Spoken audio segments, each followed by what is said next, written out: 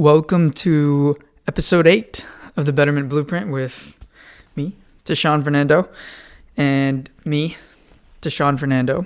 Yeah, just me on this episode. This episode is going to be all about ambition, which is going to be a pretty special episode because ambition is basically the story of my life. And so instead of going point by point and trying to teach you something, I'm just going to tell you the story of my life, starting from when I feel like it really began, which is actually in high school. Well, maybe a little bit more before that, in middle school. I was a pretty troubled kid. I wasn't doing drugs or, running off or anything like that, but I was angry. I was an upset, angry kid. And I think maybe my dad picked up on that, or maybe just because of the way he is. He tried to give me these personal development books. Maybe you heard of them. And he was like, son, you have to read these. And of course I was like, no, what the heck? I don't want to read these random books about these old dudes. And so my dad was like, all right, well, until you read these books, you can't play your video games. And I was like, damn. Okay, so what I did was I would pretend to read these books. I would go up to my room, spend like 20, 30 minutes flipping through the pages. I literally would have the book in my hands and I would pretend to flip. I wouldn't read, which looking back is such a waste of time. I should have just read them. But I would kind of flip through the pages, kind of look at the stuff, maybe get a little into it. But, just out of like a sense of rebellion, I didn't want to, and then after a reasonable amount of time had gone by, I would go back downstairs, be like, okay, I read a chapter, can I play my video games now? And then that would be that. And rinse and repeat, and fast forward to high school. Let me go back. Let me get more into my middle school experience because it's important to the story. I was depressed. I was an upset, sad little kid. And I couldn't really tell you why. Maybe part of it was just the fact that I was a kid. And at that point in your life, you're just full of hormones and you're just full of anger and full of sadness. And you feel like the world doesn't get you. And that's how I felt. I felt like the world didn't understand me. I felt like the world didn't care about me. And I didn't really want to be there. I didn't really want to be here. And in fact, I remember pretty clearly deciding that I was going to end my life one day. And at that point in my life, my dad always drove me to school. And I remember driving down the street right outside of my house, looking at the trees. This is the part that sticks in my head. I can't really remember anything else about the day. But I was looking at those trees and I was like, wow, this might be the last time I ever get to see the trees on this street. And I never really noticed them. And I've been living on that street since I was in 4th grade. So at that point, it had been like, 4 or 5 years. I'd gone to elementary school on that street. And I'd never really noticed the trees. And I was looking at them as a kid in 8th grade. And I was like, these are so beautiful. I can't believe I've never noticed them before. And I think my mentality that day was like, this is my last day for everything. So let me really take it all in. Because it's the last time. I might as well, And I vaguely remember, giving my friends an extra tight hug, really trying to connect with them, really trying to enjoy the experience. And most of the day was a blur. But somewhat ironically, my decision to make the most of the day, to enjoy it to the fullest, because it was going to be my last, I enjoyed the day so much. I got so much out of it, even though I was depressed and anxious and angry. Right, that part didn't change, but just by my own will of trying to enjoy the day, of trying to get so much out of it, I got a lot out of it. And by the end of the day, I didn't want to die anymore. And so I called off the plan. I decided I wasn't going to do it. And, from the outside, nothing seemed amiss. I went to school, I came back, and everything seemed like a regular day. But internally, it was a crazy day. And I still remember, I couldn't tell you the date or anything like that. But that memory of driving down the street is burned into my brain. And while I avoided ending my life that day, I wouldn't say that my life got a whole lot better past that point. I finished 8th grade. It was okay. I had good friends. I got good grades. I enjoyed the sports and the hobbies that I was in. But fundamentally, I was still just upset, just not really enjoying things. And again, I couldn't really tell you why. There's maybe a lot of little things. And that story kind of stayed the same for my freshman year, 9th grade in high school. And it wasn't really until 10th grade that things kind of started to turn around. And you know what? I couldn't tell you why. I mean, I can tell you why, but I couldn't tell you what brought on the change, per se. One day I just decided to actually give one of those books that my dad had tried to force me to read when I was in 8th grade a proper read. And I still have that first book I ever read. It's up here. It's called The Compound Effect by Darren Hardy. It's a really simple and good little book. And it's all about how little changes compounded over time lead to a big change. A really simple, reliable concept. But something about the way that the book was written, or something about the message, I don't know, it kind of spoke to me.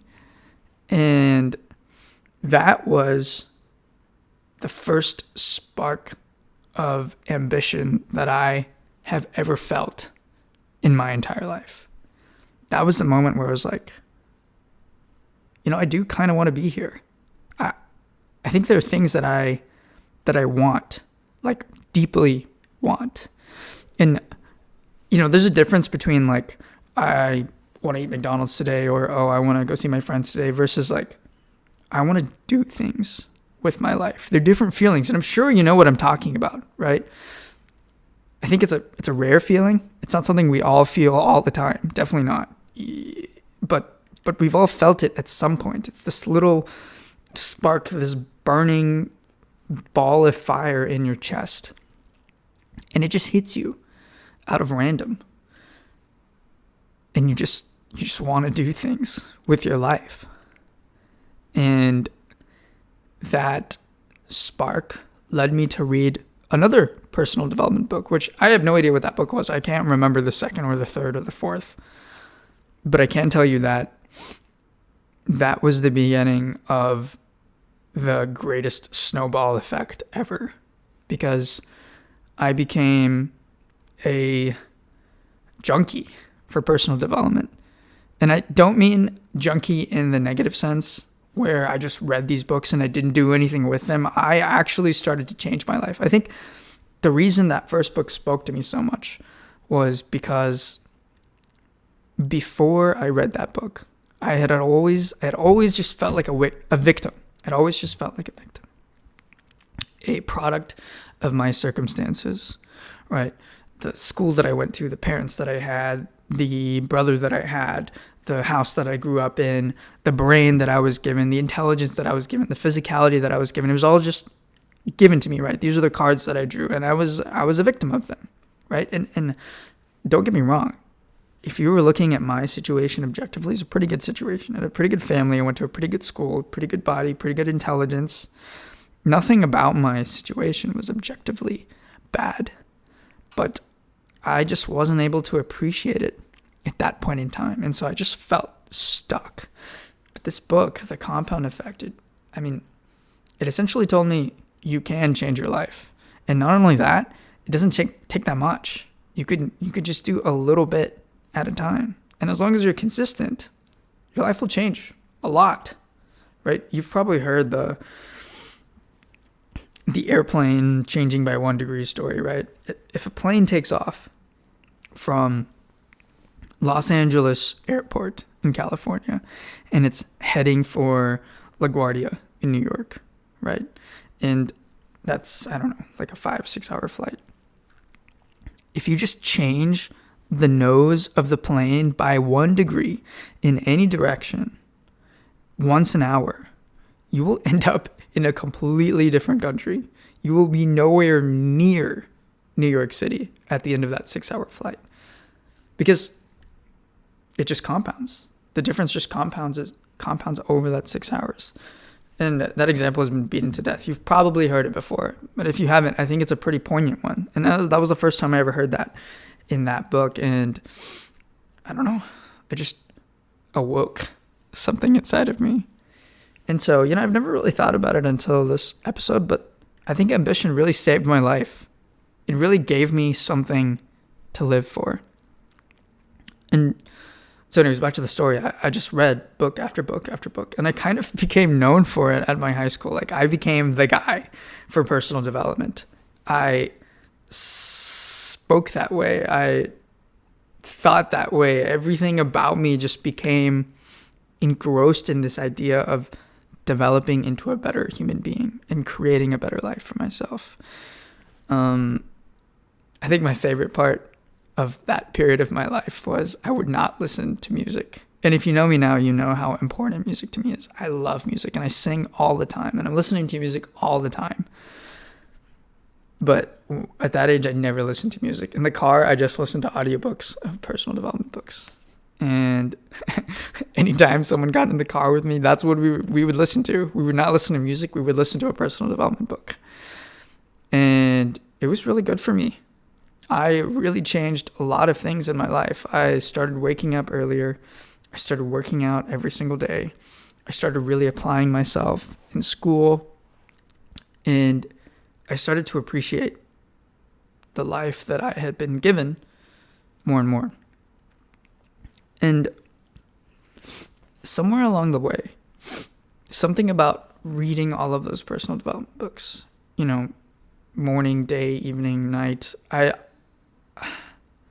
wanted to become one of those people who wrote these books. These authors, they don't just write books.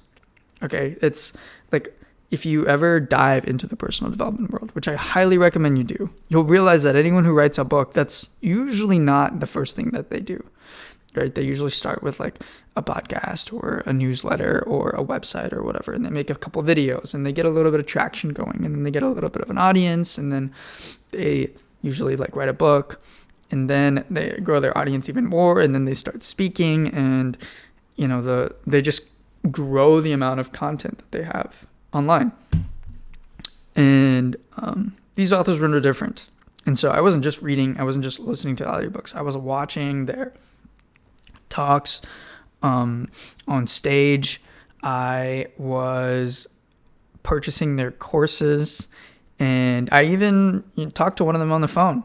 One of them I remember it was in the middle of the school day, and the guy who wrote this book, his name is Darren Hardy.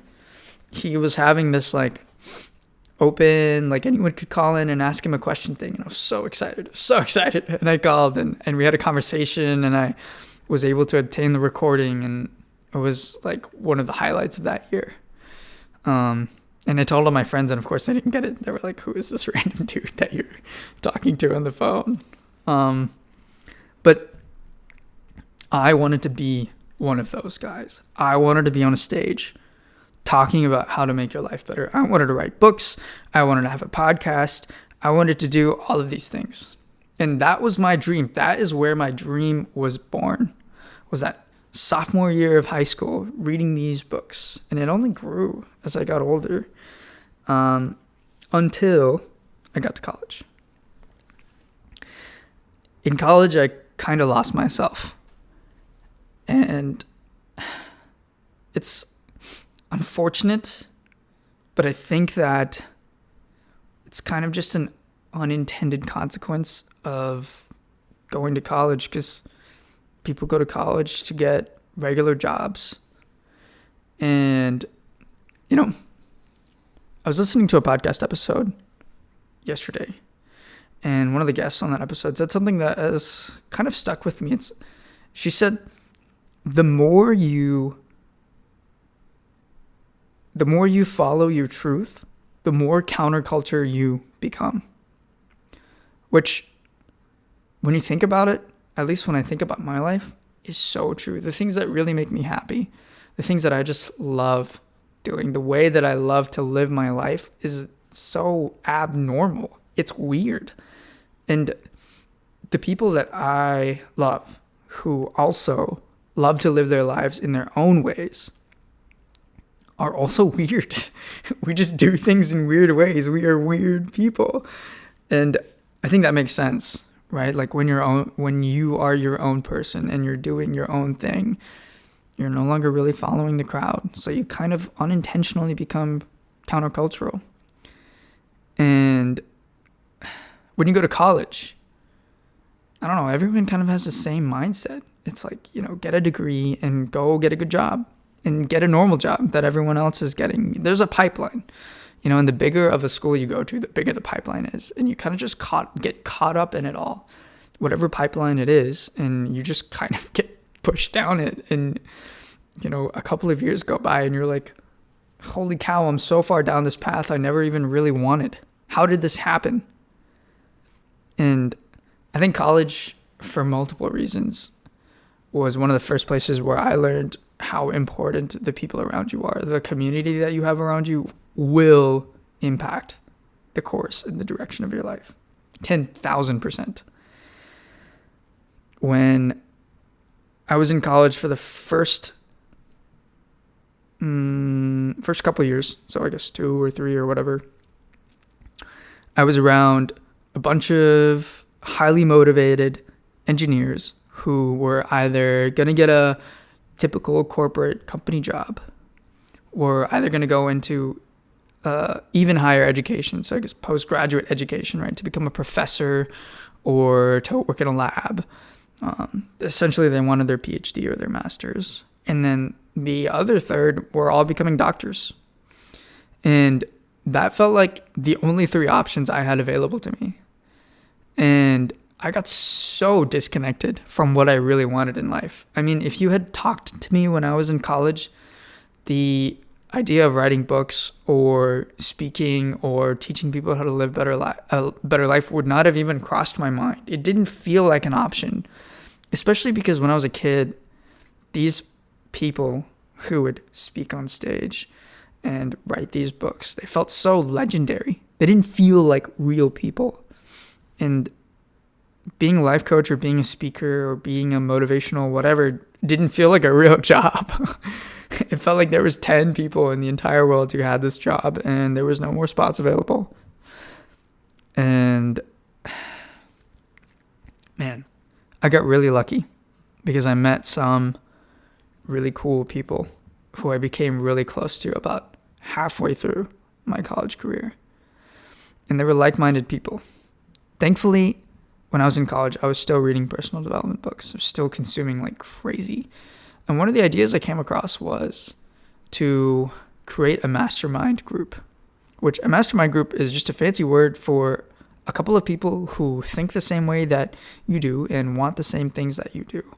And you just have them around you and you approach life together. Really simple idea, right? And it's kind of life-changing. I met a couple of dudes through just randomly. I would meet them in the lunch line or they would live near me or whatever. And we just run into each other in the common spaces. And I would get to know them a little bit and realize like, oh, these are also people who want a lot out of life. And I remember sending a series of texts off to 4 different dudes. And I was like, hey, I'm putting together this mastermind group of like-minded individuals. Do you want to be a part of it? I say we meet up once a week. We talk about what we're trying to accomplish in our lives. We talk about our struggles and we help each other out. And I felt kind of vulnerable doing that because it's kind of a weird thing. People don't really do that, right? But they were so down. And they became some of my closest confidants in college. And every week we would meet up, usually at an IHOP. and we would talk about what we were trying to accomplish with our lives, and we would talk about what was getting in the way of that. And it was a good time. We became really close. However, we were all still in college, and we were all still kind of a part of that pipeline. The whole postgraduate / corporate / doctor professional like job pipeline. And so, I didn't meet anyone else in college who wanted to be a life coach. I actually remember meeting during those 4 years when I was in college, from 2017 to 2021, I think I met one person who resonated with the idea of like, whoa, this personal development stuff is like really, really cool. Like, this would be a cool job. No one else really thought of it like that. It was always just an addendum to their own lives. It wasn't something it couldn't be your main job. It was to help you do your main job better and to live your main life better. But regardless, having that community around me kept my ambition alive. The thing about ambition, there's so many things that I have to say about that time. I think one is that even if your ambition isn't necessarily pointed at the right things, just being ambitious is important, because being ambitious is a skill. I don't think people realize that. I think people think it's like a characteristic. But when you really think about it, ambition and courage are kind of not the same thing, but they go hand in hand, right? Whenever you feel ambition for something, it's always something that's, kind of out of reach, kind of difficult, kind of not who you really are at this point in time. And something about you has to change to reach that ambition. Otherwise, it wouldn't be an ambition, right? It would just be something you wanted, and you'd probably already have it, realistically, right? And that skill of just going for what you want, for pushing yourself, for doing uncomfortable things, that is a skill that can be developed in so many different ways.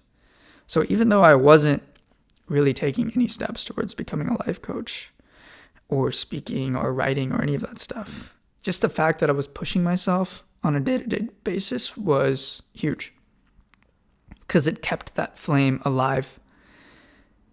And I also realized the difference of when you feel ambitious for things that you actually really want and when you feel ambitious for things you think you want. And it's kind of a wacky concept.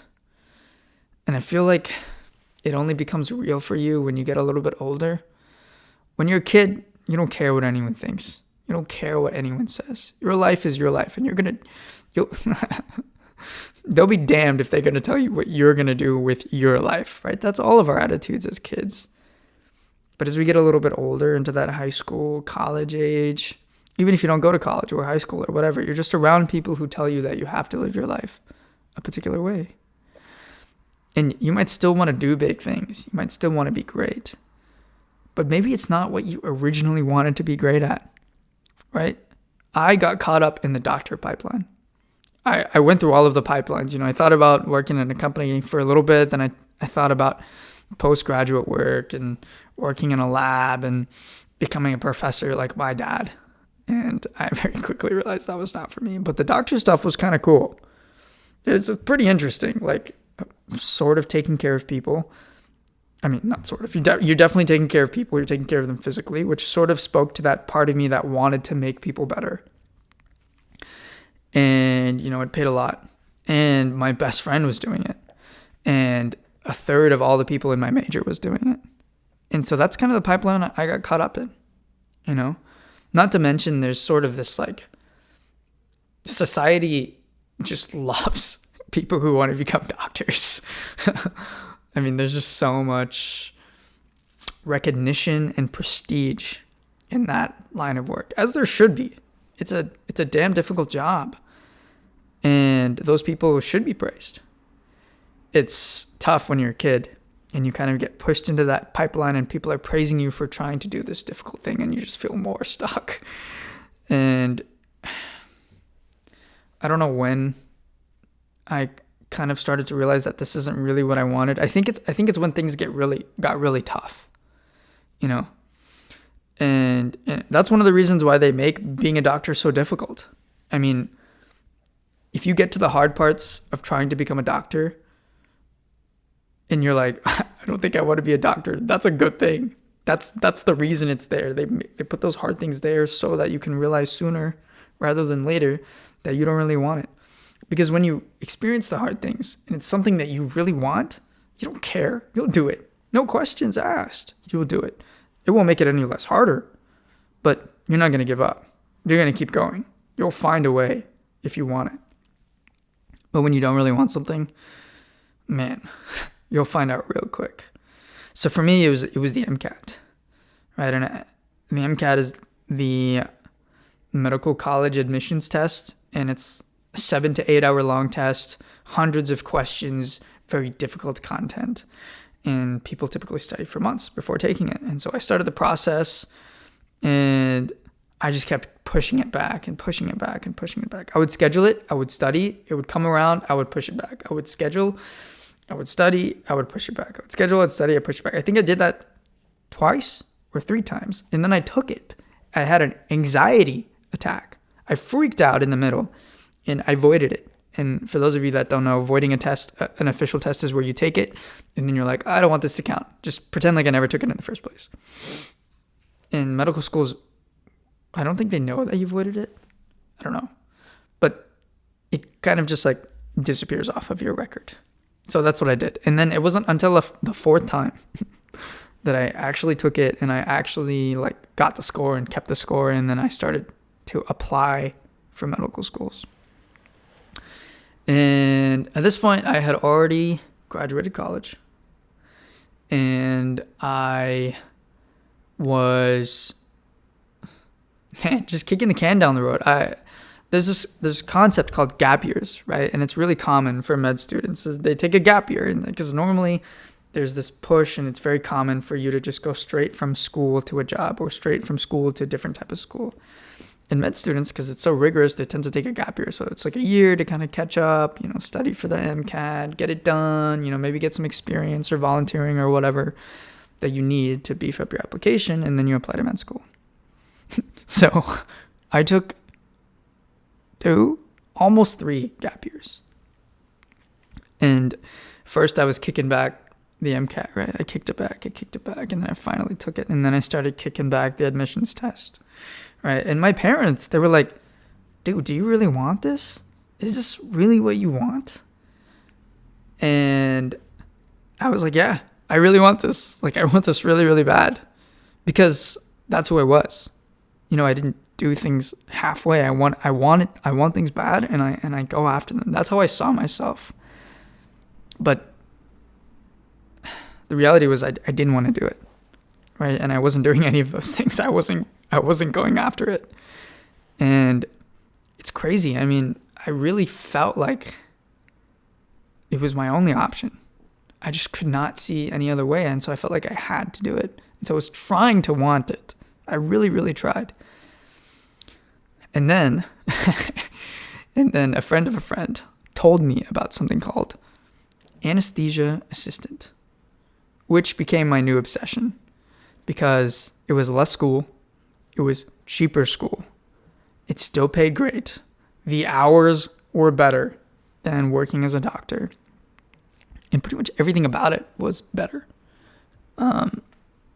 Except the societal prestige. Most people don't even know what an anesthesia assistant is, and everyone knows what a doctor is. But other than that, which I didn't even really care about, that was a pretty good option. And so I switched career paths into becoming an anesthesia assistant. And I started shadowing, meaning like watching anesthesia assistants work and getting to know them and building connections and preparing my applications for that. And then I moved to Austin. Yeah. Well, actually, I traveled the world with one of those guys from my mastermind in college, which gave me the confidence to move out on my own. And I moved to Austin, which is something I'd always wanted to do. And I was so happy to be here. And it was right around that time that I switched to becoming an anesthesia assistant. I was shadowing anesthesia assistants in Austin, and I got a job with a dermatologist.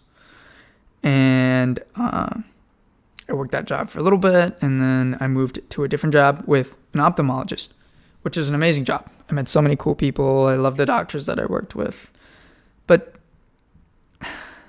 at some point, I kind of started to face the fact that, like, I did not want this. It had been like 3 years at that point. And I was trying to be this driven, ambitious person and just push myself to do this thing that I did not want to do. And, at some point you got to give the jig up. You got to admit to yourself and to other people that you didn't really want this. And, I was like mostly through the process of becoming an anesthesia assistant. I literally flew to Colorado, interviewed with some schools. I got waitlisted, and then I was preparing my applications for other schools. And I got this email.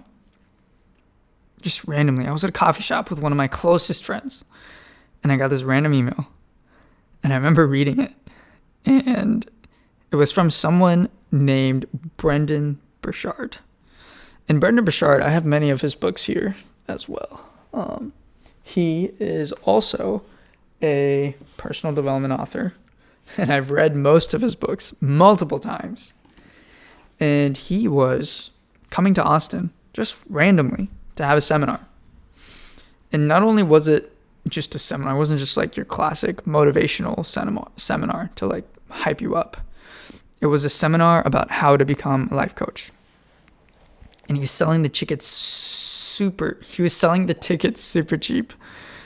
Like, I think they were like $160 or something. And on the spot, I bought them in that coffee shop without even thinking about it. I bought them because I just wanted to see the guy in action, right? I had read all of his books. I had watched his videos, and I could see him live on stage. Like, yeah, it's like to like give you perspective on the excitement. It's like if your favorite band just was doing a pop-up concert in your city and they were offering you cheap tickets. Like, of course you would go.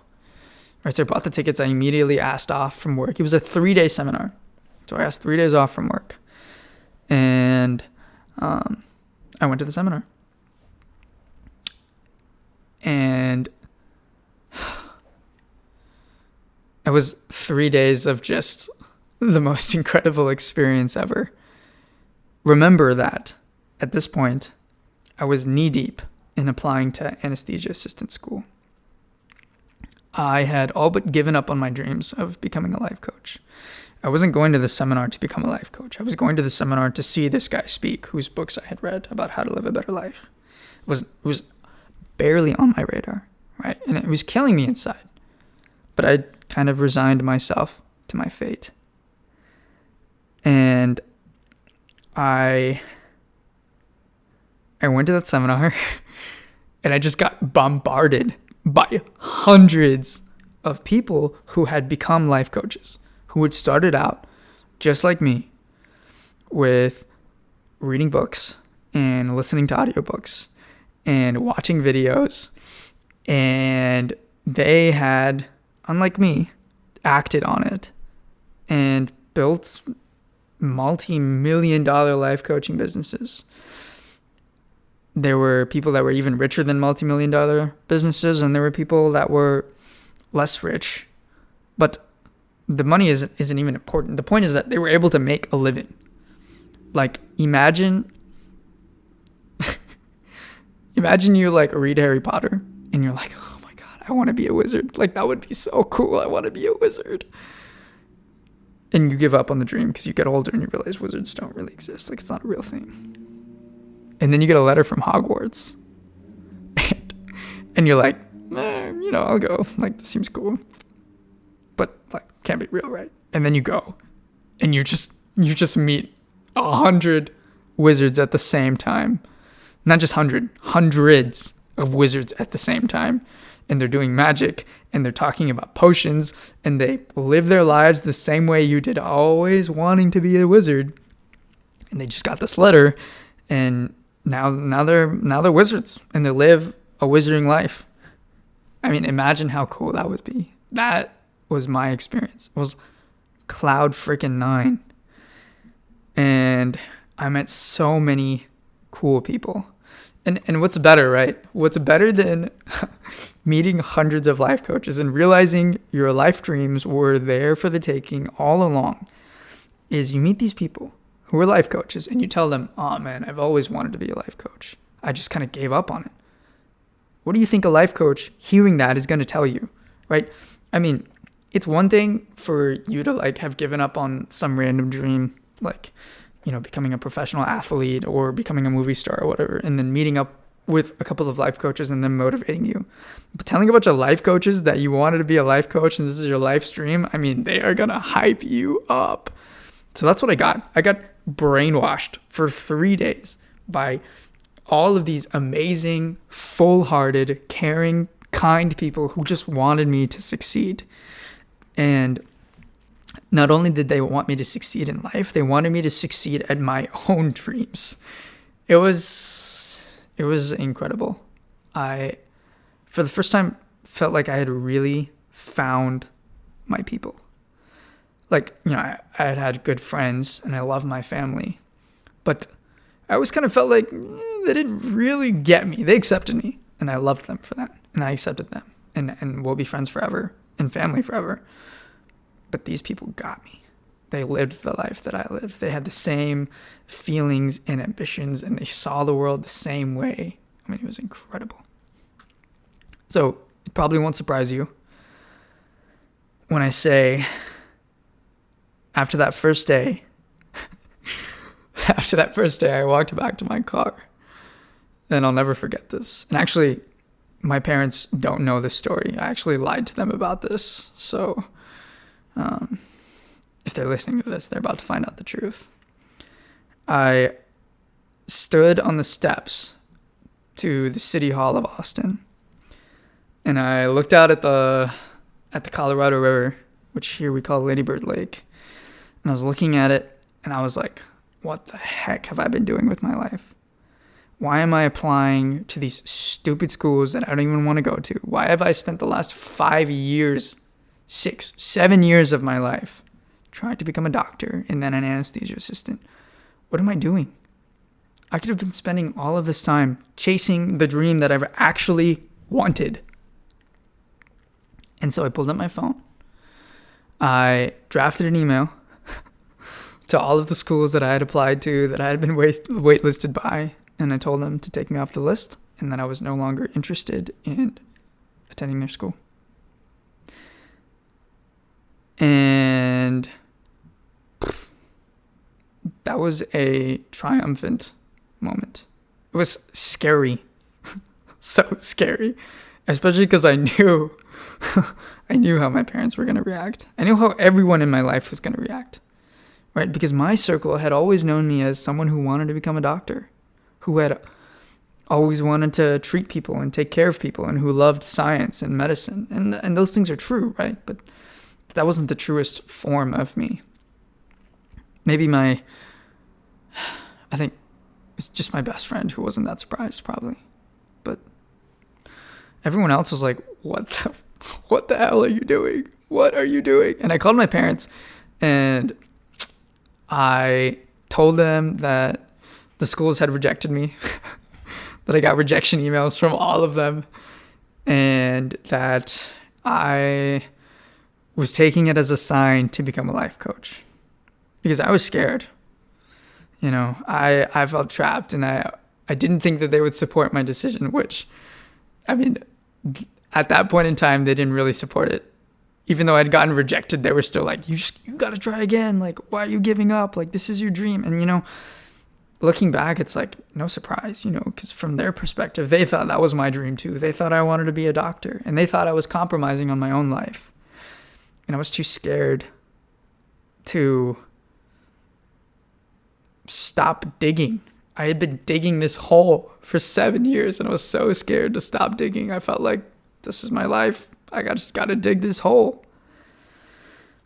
And man, that was the moment that I started climbing. And I told my parents that I'd been, denied acceptance to all these schools, and that I was going to try to become a life coach. And they were like, you're crazy.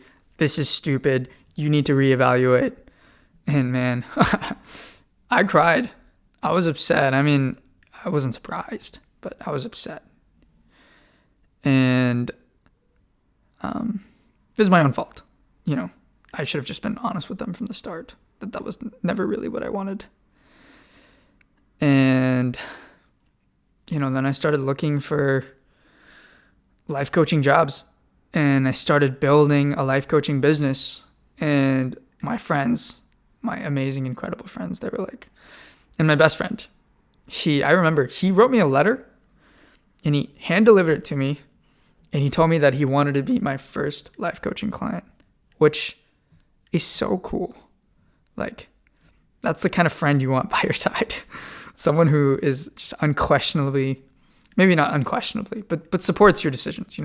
They ask you, they make sure you know what you're doing. And then they support you. And he became my first client. And my brother became my second. And someone who I basically considered to be my sister became my third. And then a friend from work became my fourth. And then my mom was like, have you thought about being a teacher? Because, it's not that different from life coaching.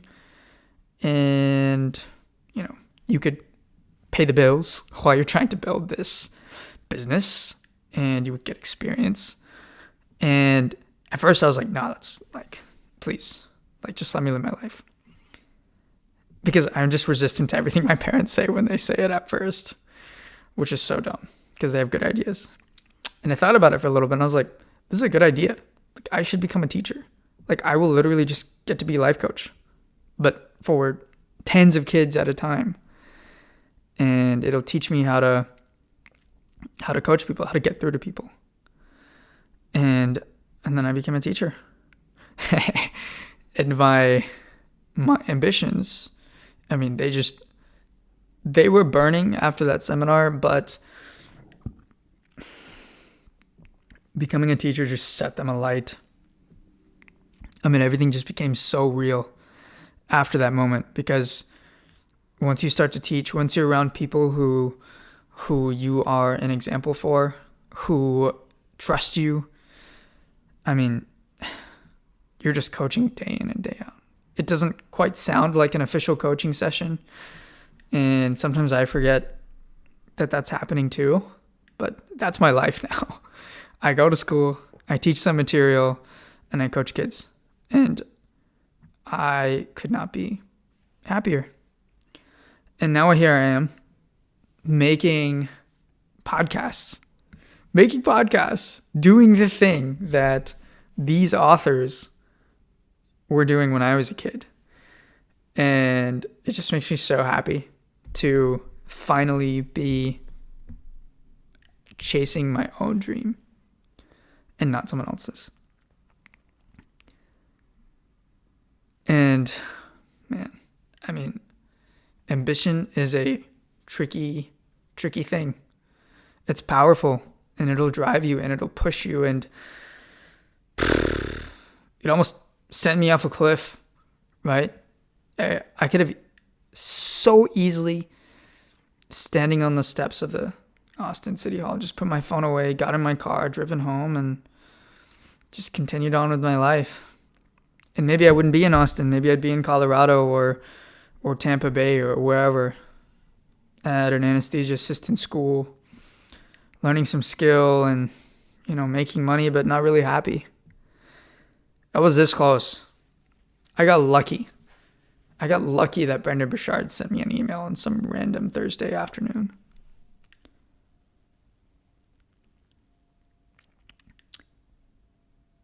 And I tell that story for a couple of reasons. I think, one, most of you probably don't know my story, and I wanted to share it. Hopefully you'll get something out of it. But two, I wanted to serve as a warning, because I burned so many years of my life. So much heartache, so much discomfort, so much pain, so much unnecessary pain. And you know what? I don't necessarily regret it, because I just wasn't the type of person to own my ambitions quite yet at that point in time. I felt like I had to do what other people wanted me to do, and I had to be who other people wanted me to be. And it took me a couple of years of pain of running. I always use this metaphor. I don't know if anyone ever gets it, but running full scale into a brick wall over and over and over. That's what it felt like. Just banging my head into a wall over and over and over, trying to make a dent. That's what it feels like, trying to live a life that you don't really want to live. It's just pain, and you feel like you're going nowhere. And that doesn't have to be your reality. If there's something that you want, if there's something that you need, if there's a person that you're trying to be, you can be it. You can do it. I promise you, I don't care what it is. Okay, there are other people out there who are doing that thing that you want to do and are being that person that you want to be. And that means that you can too, because they were also in your shoes one day. They also didn't feel like they could do it. They also felt like that life that they wanted to live wasn't for them. And everyone has a different story. You know, everyone has a different reason for why they were finally able to take control of their own path. For me, I got lucky. I got lucky, and I had friends and I had family who supported me. Also, in case you're curious, my parents are fully supportive now.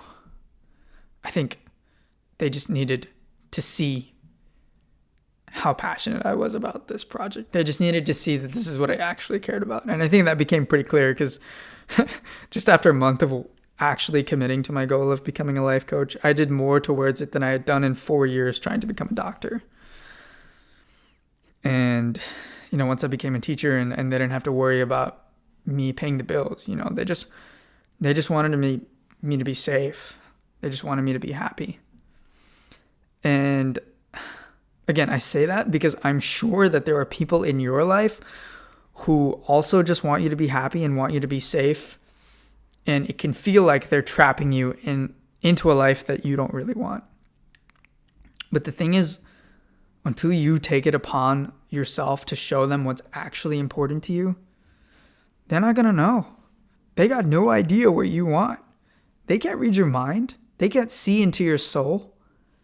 They just see what you do on a day-to-day basis.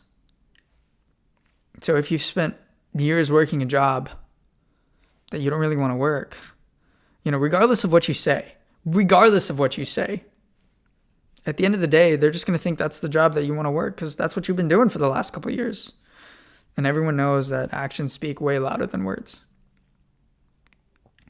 So if you want the people in your life to support your ambitions, you've got to show them that your ambitions are important. You've got to put yourself out there. And I'll be the first to say that it's scary. It is terrifying. But I promise you will find people along the way to support you. People who believe in you. And on the off chance that you don't, because I will say this too, because this is really important. And this is tough to say and this is tough to hear. But there are some people who will not support your goals, who will not support your ambitions, who are too stuck in their own ways of seeing the world that they could not fathom you living your life in a different way. And they're not gonna support you. Okay, most people are not like that. Most people will support you, but there are people who will not. And those people could be your friends. They could be your family. For me, it was a friend who I'd been close, so tight with since basically my sophomore year of college. And he just didn't get it. He just didn't understand what I wanted. I take it back. He understood what I wanted. I think he just didn't agree with the way I was going about it. And he just could not bring himself to support me. And that was very detrimental to my headspace. And so I had to end that friendship. And, you know, sometimes I think about him and I send him good wishes and I still love him. He's still someone that I care about. But I've always felt very strongly about this. You cannot have people in your life who do not support you. It's hard enough to believe in yourself, even when everyone around you believes in you. So if you've got non-believers in your circle, man, people who don't think you can live up to what you want to live up to, you got to kick them out. Or at least you got to create space. And I know that's harsh. And I know that seems unrealistic. But these are your dreams we're talking about. This is your life we're talking about. And for the people that, you aren't willing to kick out, like my parents, for example, who weren't supportive at first, you just got to show them. Just show them that you're serious. Make some progress. And if they really care about you and they see that you care, they'll come around. They always do. You just gotta trust, and you just gotta do your thing. So if there's something in your heart, in your mind that you want, but you don't feel like you can have it, you don't feel like you're the right person for the job, you don't feel like people like you get to have or live a life like that, you're wrong. You're so wrong. You're dead wrong. People like you can have whatever you want. It's there for the taking. It does not matter what it seems like. It does not matter what it feels like. That's the reality. Whatever you want, you can have. You just got to put yourself out there, and you got to start moving towards it. And it will not be comfortable. It will not always be fun, but you will thank yourself for it. And you will be grateful for it. And you will feel more in alignment. And you will just be a happier person. I'm not saying you're always going to be happy. But, oh man, there's such a difference between the feeling of coming home exhausted from a job you hate and coming home exhausted from a job you love. They're night and day. And everyone should get to come home feeling exhausted from the job they love. Good luck. I'm rooting for you.